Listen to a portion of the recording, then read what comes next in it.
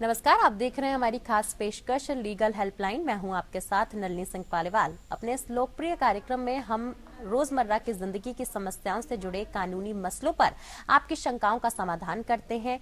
आज हम आपको हत्या से जुड़े कानून की जानकारी देंगे। साथ ही आईपीसी की धारा 304 के नियम अनुसार अगर कोई व्यक्ति किसी अन्य व्यक्ति को किसी प्रकार की शारीरिक चोट पहुंचाने के इरादे से वार करता है जिससे मृत्यु होने की भी संभावना है, इसे गैर इरादतन हत्या कहा जाता है। इन हालत में उसे आजीवन कारावास की सजा देने का प्रावधान है। उस व्यक्ति को किसी एक अवधि के लिए कारावास की सजा होगी जिसे 10 साल तक बढ़ाया जा सकता है और साथ ही वो आर्थिक दंड या जुर्माने के लिए भी उत्तरदायी होगा। वहीं आईपीसी की धारा 304 ए को समझना भी बेहद जरूरी है। धारा 304 ए लापरवाही के कारण होने वाली मौतों से संबंधित है। लापरवाही को इरादे से अलग करने वाली बारीक रेखा को समझाना आवश्यक है। साथ ही कानूनी शब्दों में लापरवाही देखभाल के कर्तव्य का उल्लंघन है जिससे क्षति होती है। धारा 304 ए लापरवाही कार्य पर है जिससे किसी व्यक्ति की मृत्यु हो जाती है। मसलन सड़क पर दुर्घटना, ऐसे कार्य गैर इरादतन हत्या की श्रेणी में नहीं आते। इस अपराध के लिए सजा 2 साल तक की कैद, जुर्माना या दोनों हो सकती है।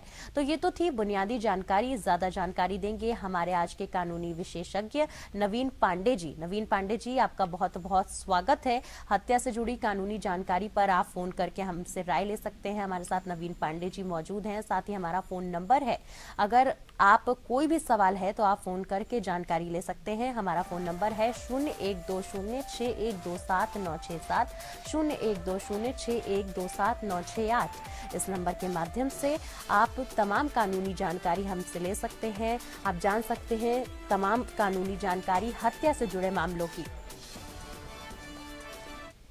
चलिए तो सीधा रुख करती हूँ मैं नवीन पांडे जी का। नवीन पांडे जी लगातार हमारे साथ बने हुए। नवीन पांडे जी, सबसे पहले मैं आपसे यही जानना चाहूंगी कि आईपीसी की धारा 304 आखिर क्या है? नलिनी जी, आईपीसी की जो धारा 304 है ये गैर इरादतन हत्या जी, इसके लिए दंड को परिभाषित करती है। इसमें प्रावधान किया गया है कि क्या सजा होती है।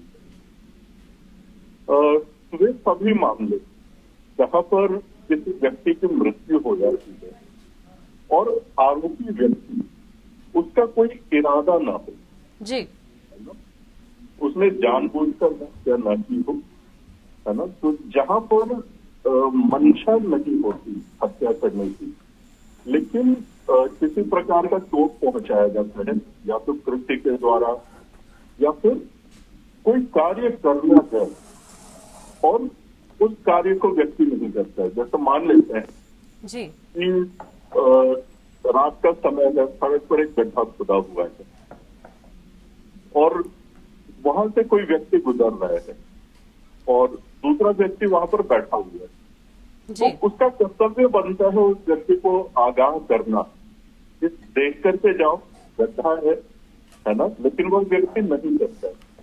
तो कोई कार्य जो करने की जिम्मेदारी है उसको नहीं कर पाना, है ना, तो ये भी मंशा तो नहीं है उस व्यक्ति की हत्या करने की, लेकिन उस व्यक्ति के चुप रहने मात्र से जो दूसरा व्यक्ति है वो जाता है, उसे चोट पहुंचती है और इवेंचुअली उसकी मृत्यु हो जाती है ना। तो इस तरह के मामले जहां पर मृत्यु होती है किसी व्यक्ति की और किसी व्यक्ति से या तो कोई कार्य करने से या फिर जो कार्य करने की जिम्मेदारी है उसको ना करने की वजह से दूसरे को चोट पहुंचती है और इवेंचुअली उसकी डेथ हो जाती है, ऐसे मामलों को गैर इरादतन हत्या माना जाता है और उसी के सजा का प्रावधान सेक्शन 304 में किया गया है।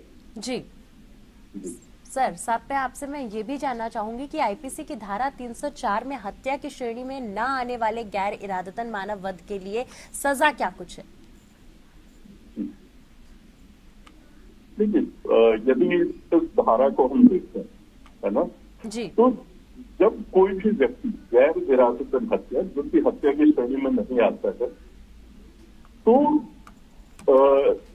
ऐसे व्यक्ति के लिए जो सजा का प्रावधान है वह आजीवन कारावास तक हो सकता है और उसको जो है 10 साल तक और बढ़ाया भी जा सकता है। साथ ही साथ व्यक्ति के ऊपर आर्थिक दंड भी लगाया जा सकता है जो कि कोर्ट अपने विवेक से निर्धारित करता है ना। जी। और या तो फिर व्यक्ति यदि कोई ऐसे शारीरिक चोट पहुंचाता है जो संभवतः मृत्यु का कारण हो, है ना, जी। तो ऐसी स्थिति में भी आजीवन कारावास की सजा दी जा सकती है। और उसको यदि ग्रेविटी बहुत ज्यादा है, सीरियसनेस बहुत ज्यादा है ऑफेंस की, तो 10 साल तक और बढ़ाया जा सकता है और साथ ही साथ आर्थिक दंड भी लगाया जा सकता है। जी। सजा क्या है सर, ये मैंने आपसे जान लिया, लेकिन मैं साथ ही साथ आपसे ये भी जानना चाहूंगी कि धारा 304 में जमानत के प्रावधान क्या है? जी बिल्कुल। देखिए, भारतीय दंड संहिता में जो धारा 304 है, इसको गैर जमानती अपराध की श्रेणी में रखा गया है। जी। अब क्योंकि गैर जमानती अपराध की श्रेणी में रखा गया है, तो गैर जमानती अपराध में, जैसा कि हम पहले भी दूसरे कार्यक्रमों में भी चर्चा करते आए हैं जमानती और गैर जमानती अपराधों के विषय में, तो गैर जमानती अपराध में बेल प्राप्त करना अधिकार नहीं होता है। यह कोर्ट के डिस्क्रिप्शन पर डिपेंड करता है ना। यहाँ पर कोर्ट अपने विवेक से विचार करके निर्णय लेती है कि बेल देना है व्यक्ति को या नहीं देना है। यहाँ as a matter of right bail claim नहीं किया जा सकता है। और ज्यादातर केसेस में जनरली कोर्ट जो है बेल ग्रांट नहीं करते हैं सेक्शन 304 के अंदर में, जी, है ना। यहाँ तक कि यदि अग्रिम जमानत की भी याचिका दायर की जाती है, तो कोर्ट के पास में अधिकार होता है उस याचिका को भी निरस्त करके और व्यक्ति के खिलाफ मुकदमा चलाने की, जी, है ना। तो जमानत जो है अधिकार नहीं होता, क्योंकि गैर जमानती प्रावधान है ये। जी सर, साथ ही साथ देखिए, मैं आपसे ये भी जानना चाहूंगी, क्योंकि बहुत देर से हम जिक्र कर रहे हैं मानव वध का, तो क्या होता है मानव वध? देखिए, अंग्रेजी में इसको कहते हैं होमिसाइड, जो कि लैटिन के दो टर्म्स को मिलाकर के बनाया गया है। होमी यानी कि इंसान, जी, और सीडो यानी कि कट करना या मारना। तो होमिसाइड का मतलब होता है, जो शाब्दिक अर्थ है वो ये है कि एक इंसान के द्वारा दूसरे इंसान की हत्या करना। ये होमिसाइड की परिभाषा है। जी। अब जब भी इसका अर्थ कुछ इस प्रकार से है कि किसी दूसरे इंसान द्वारा जब किसी इंसान की मौत का कारण बनने या जल्दबाजी में कोई कार्य किए जाने की वजह से किसी इंसान की मृत्यु होती है ना, तो उसको जो है होमिसाइड कहा जाता है। हालांकि सभी हत्याएं जो है वो अवैध या आपराधिक श्रेणी में नहीं आती हैं, है ना। जी। जैसे कि मान लेते हैं कि कोई एकदम से निर्दोष व्यक्ति है, उसके ऊपर यदि किसी व्यक्ति ने हमला कर दिया, अब वो अपने प्रतिरक्षा में यदि उसके हाथों हमलावर की मृत्यु हो जाती है, तो ये आपराधिक हत्या नहीं है, जी, है ना। वही मान लेते हैं कोई छोटा बच्चा जिसे बिल्कुल भी ज्ञान नहीं है, वो क्या कृत्य कर रहा है, उसके क्या परिणाम हो सकते हैं, इन चीजों को यदि वह बच्चा नहीं समझ सकता है और उसके हाथों किसी प्रकार से किसी व्यक्ति की बिना मंशा के हत्या हो जाती है, तो ये गैर कानूनी नहीं होता है, ये आपराधिक हत्या नहीं होती है। तो सबसे जरूरी चीज है मंशा देखना बहुत ही आवश्यक होता है। यदि मान लेते हैं आईपीसी में जनरल एक्सेप्शंस दिए हुए हैं, जनरल एक्सेप्शंस में जैसे उम्र हो गया, या जैसे छोटे बच्चे के हाथों किसी की हत्या हो जाना, या किसी पागल व्यक्ति के हाथों किसी दूसरे व्यक्ति की हत्या हो जाना, ये ऐसी परिस्थितियों में जो अपराध होते हैं जी, या फिर एक्सीडेंटली, तो ये जो मृत्यु के अपराध होते हैं इनको अपराध की श्रेणी में नहीं रखा जाता है और इनमें क्षमा का भी प्रावधान है। लेकिन जैसे मान लेते हैं प्रतिरक्षा में, है ना, तो कुछ ऐसे भी प्रावधान है जिसमें यदि मृत्यु हो जाती है दूसरे व्यक्ति की, तो वहां पर भी जो है जस्टिफिकेशन जो है उसको एक्सेप्ट किया जाता है। जैसे मान लेते हैं कि किसी व्यक्ति के ऊपर किसी हमलावर ने आक्रमण किया जी। और आत्मरक्षा में उस व्यक्ति के हाथों हमलावर की मृत्यु हो जाती है, तो यहाँ पर क्योंकि वह व्यक्ति आत्मरक्षा कर रहा था और उस दौरान दूसरे की हमलावर की मृत्यु हुई, तो आत्मरक्षा जो है एक जस्टिफिकेशन होता है, ग्राउंड होता है, जिसके आधार पर आप स्वयं की रक्षा कर सकते हैं और कानून भी इस चीज को मान्यता देता है जी। तो यहाँ पर इसको सीरियसली उतना नहीं देखा जाता है जितना कि इरादतन हत्या को देखा जाता है, तो ग्रेविटी में फर्क होता है। जी सर, आपने बता दिया कि आखिर मानव वध क्या होता है, लेकिन कानून पे मानव वध के प्रकार क्या होते हैं, मैं आपसे ये भी जानना चाहूंगी। ठीक है, कानून में मुख्य रूप से यदि देखें तो मानव वध 2 प्रकार के होते हैं, एक वैध मानव वध और दूसरा अवैध। अब इनको आगे जो है फर्दर इनको जो है बांटा गया है अलग अलग श्रेणियों में जी। अब सबसे पहले तो समझ लेते हैं कि वैध हत्याएं क्या है। जो भी हत्या जो आईपीसी के जनरल एक्सेप्शंस वाले चैप्टर में मौजूद हैं, जैसे कि एक्सीडेंट हो गया, पागलपन हो गया, या कम उम्र का व्यक्ति जिसको अपने कृत्य की समझ नहीं है, तो उस अध्याय के तहत यदि वह हत्या आती है तो उन परिस्थितियों में उस व्यक्ति को दंडित नहीं किया जा सकता है। लेकिन दंडित नहीं किया जा सकता है और उसको जो है हम अवैध मानव वध नहीं कह सकते। लेकिन जिन हत्याओं को संहिता के भारतीय दंड संहिता के तहत दंडित किया गया है जी, वे स्पष्ट रूप से गैर कानूनी मानव वध की श्रेणी में आती हैं। अब कानूनी मानव वध को सामान्य अपवाद की प्रकृति के आधार पर 2 श्रेणियों में विभाजित किया गया है ना। जैसे कि क्षमा योग्य मानव वध और न्यायोचित मानव वध जी, है ना।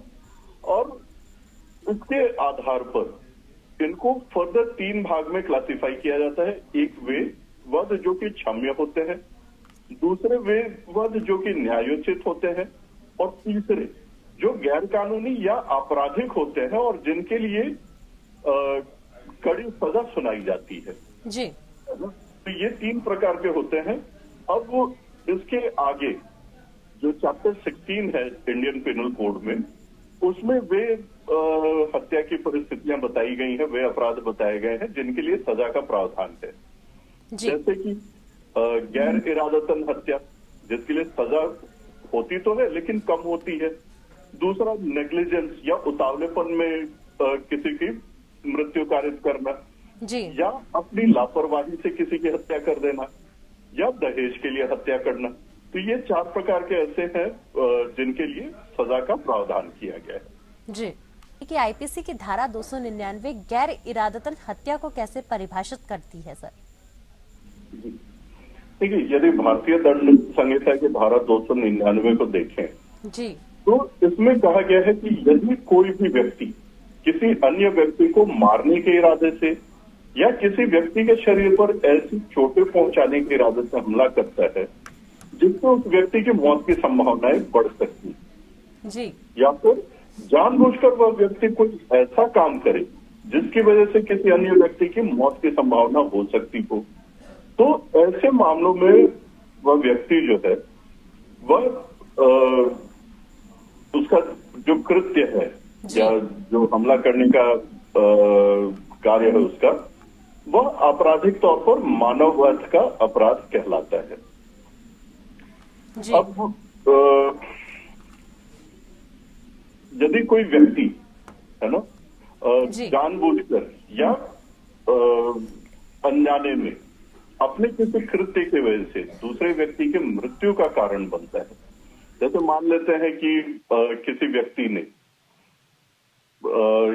किसी दूसरे व्यक्ति के ऊपर किसी चीज से हमला किया है ना, इरादा उसका चोट पहुंचाने का था, लेकिन वह चोट इतनी व्यापक होती है कि उस व्यक्ति की आगे जाकर के मृत्यु हो जाती है। तो क्योंकि इरादा जो है उस व्यक्ति का यहाँ पर मूल रूप से हत्या करने का नहीं था, केवल चोट पहुंचाने का था, लेकिन चोट की गंभीरता इतनी ज्यादा थी कि उस व्यक्ति की मृत्यु हो जाती है। तो इस प्रकार की हत्या को गैर इरादतन हत्या कहा जाता है। जी, ठीक है।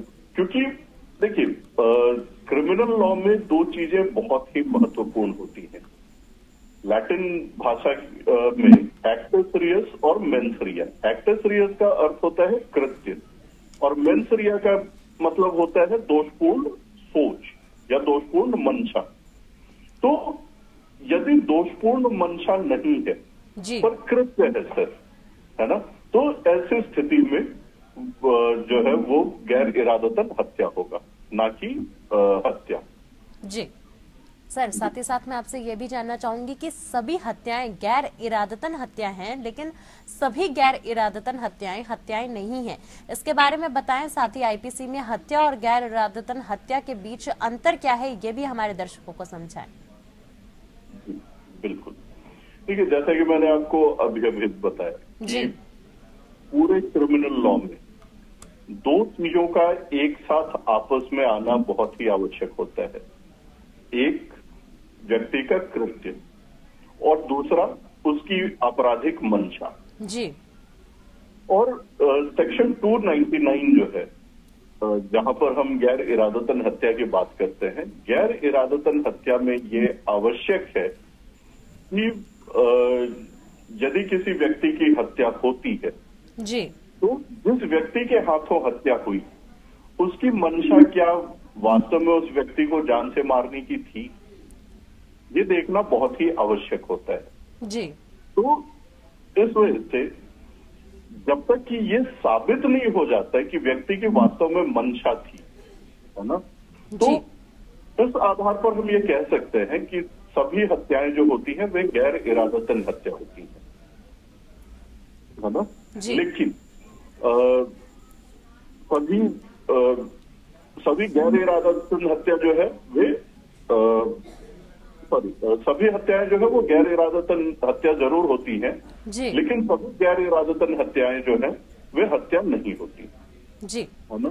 क्योंकि हत्या की श्रेणी में आने के लिए वहां पर यह साबित होना भी जरूरी होता है कि जिस व्यक्ति के हाथों हत्या हुई है उसकी मंशा जो है वो वास्तव में उस व्यक्ति की मृत्यु कारित करने की ही थी, जी, है ना।